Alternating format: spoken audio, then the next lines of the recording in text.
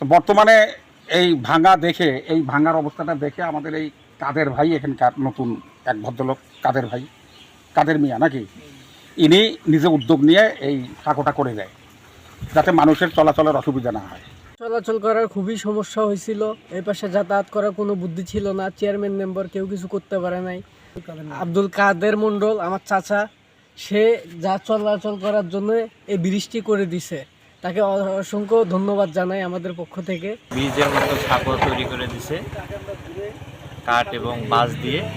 তো এখন চলাচল মোটামুটি করা যায় কোনো রকমভাবে, তো এইভাবে চলতেছে।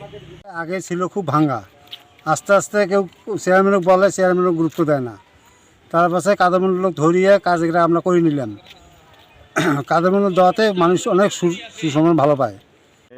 এটা এই ব্রিজটা তো ছিল না, তখন তো ভাঙা ছিল, খুব চলাফেরার সমস্যা ছিল।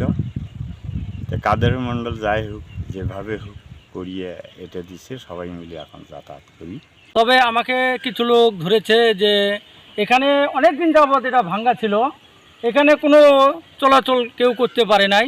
তবে একটা স্কুল, একটা যেহেতু কাউন্সিল, একটা মন্দির, এখানে হাজার হাজার লোক সব সময় যাতায়াত করে। তবে এটা ভাঙার পরে ওই পেজ দিয়ে ঘুরে গেছিলো। তবে স্কুলের ছাত্রদেরও অনেক সমস্যা হয়েছে, কিছু মা বোনদের সমস্যা। এই জন্য আমি নিজের অর্থায়নে আমি এই বৃষ্টি করে দিয়েছি যাতে সব জনগণের সুবিধা হয় এবং চলাচল করতে পারে।